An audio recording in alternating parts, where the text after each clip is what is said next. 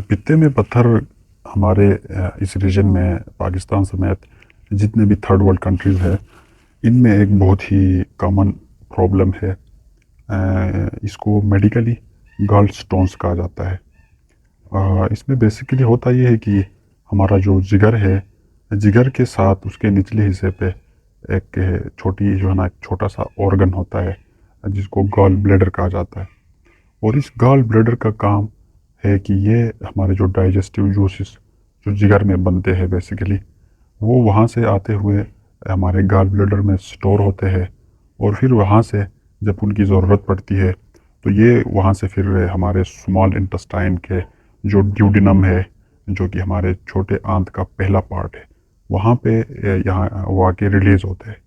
और उनका काम ये है कि वो वहाँ पे आके वो जूसेस हमारे खुराक के डाइजेशन में, ख़ासकर हमारे खुराक में जो चिकनाई होती है जिसको फैट्स कहा जाता है, उनकी इमल्सिफिकेशन में, यानी उनके उनके जो है ना डाइजेशन में हेल्प प्रोवाइड करती है।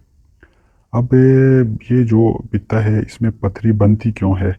इसके बहुत सारे वजूहात हैं और कुछ आप कह सकते हो रिस्क फैक्टर्स है जिनके बेस पे हम एक्सप्लेन कर सकते हैं। बेसिकली जो बाइल होता है, जो जूसेस वहाँ से निकलते हैं, वो रिच होते हैं, उनमें कोलेस्ट्रॉल होता है। और जब इस कोलेस्ट्रॉल की डिपोजिशन होती है गॉल ब्लैडर के अंदर, तो वो फिर वहाँ पे पत्थर का जो है ना, पत्थर की शक्ल इख्तियार करती है और उनको गॉल स्टोन्स कहा जाता है।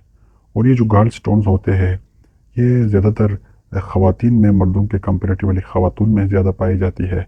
और प्रेगनेंसी के दौरान इनका जो है ना, जो आदाद शुमार है, वो ज़्यादा मिलता है। और इसके अलावा जो लोग सडन जिनका वेट लूज़ होता है, जल्दी से जो अपना वज़न कम करते हैं, उनमें हो सकते हैं। और ये जो ओबीस होते हैं, जिनका वज़न बहुत ज़्यादा होता है, जिनकी जो बीएमआई है, बीएमआई वो 30 से प्लस हो, तो उनमें भी ये पत्थर बनने के चांसेस ज़्यादा होते हैं। तो अब दूसरी चीज़ ये है कि पत्थर तो बनते रहते हैं, लेकिन उनके लिए जो ऑपरेशन सजेस्ट की जाती है या ऑपरेशन उनके लिए रिकमेंड किया जाता है, वो कब कब की करनी चाहिए, ऑपरेशन करनी चाहिए या नहीं करनी चाहिए। ये डिपेंड करता है आपके पित्ते में जो पत्थर है उसकी प्रेजेंटेशन पे। अगर पित्ते में पत्थर है और उसकी वजह से आप में कोई अलामत ज़ाहिर नहीं होते हैं, तो इनको जो है ना एसिम्प्टोमेटिक गॉल स्टोन्स कहा जाता है। और इन एसिम्प्टोमेटिक गॉल स्टोन्स में कोई किसी किस्म के ऑपरेशन की ज़रूरत नहीं होती है, क्योंकि वो सिम्टम्स प्रेजेंट नहीं कर रहे, वो आपको तंग नहीं कर रहे। तो फिर बिला वजह ऑपरेट करना, ये जो है ना, इसको गाइडलाइन के अकॉर्डिंगली इसको रिकमेंड नहीं किया जाता है। लेकिन अक्सर ये होता है कि हमारे लोग किसी दूसरे रीज़न के लिए अल्ट्रासाउंड करते हैं, तो अल्ट्रासाउंड में उनको फिर पत्थर नज़र आते हैं, तो वो परेशान होते हैं कि भाई हमारे पित्ते में पत्थर है, तो अभी क्या होगा। तो ये इंसिडेंटल फाइंडिंग्स जिसको कहा जाता है मेडिकल लैंग्वेज में, कि आपने किसी दूसरी चीज़ के लिए कोई टेस्ट किया, अल्ट्रासाउंड वगैरह किया एब्डोमेन का, पेट का, और उसमें आपको पत्थर मिले, तो ये जो है ना, इनमें कोई किसी किस्म की किसी तरह का इंटरवेंशन करने की ज़रूरत नहीं होती है। दूसरी जो कंडीशन है वो ये है कि पित्ते में पत्थर आपने अल्ट्रासाउंड में आपके आ गई पित्ते में पत्थर है, और वो सिम्टम्स के साथ प्रेजेंट कर रहे हो। सिम्टम्स यानी कि पेशेंट को उसके राइट साइड पे, राइट अपर क्वाड्रेंट, मतलब कि उसके जो पसली है राइट साइड पे, वो पसलियों के नीचे उसको दर्द होना स्टार्ट हो, और दर्द के साथ जो है ना, उसको बुखार हो, ख़ासकर बुखार हो, और साथ में नोज़िया, वोमिटिंग, उल्टियाँ वगैरह पेशेंट को आती हो, और उसका जो दर्द है वो दिन ब दिन बढ़ता जा रहा हो। और उन सब में मेन चीज़ है पीलिया। अगर पेशेंट को पीलिया किसी भी टाइम में डेवलप हो, पीलिया मतलब उसका जो स्किन कलर है वो पीला पड़ जाए, या आंखों का जो उसका कलर है वो पीला पड़ जाए, जिसको मेडिकली जॉन्डिस कहा जाता है, किसी भी पॉइंट में जॉन्डिस अगर उसको हो, तो उसमें जो है ना, इस कंडीशन में फिर पेशेंट को प्लान किया जाता है सर्जरी के लिए, और उसकी फिर सर्जरी की जाती है। सर्जरी से पहले देखा जाता है अल्ट्रासाउंड करके कि जो पत्थर है वो कहाँ पे है। अगर पत्थर आपके गॉल ब्लैडर से बाहर, उसका एक डक्ट होता है जिसको कॉमन बाइल डक्ट कहा जाता है, उसमें अगर पत्थर है, तो उसके लिए फिर ओपन सर्जरी या लेप्रोस्कोपिक सर्जरी की ज़रूरत नहीं पड़ती है। उसके लिए फिर ईआरसीपी किया जाता है। ये एक एडवांस प्रोसीजर है।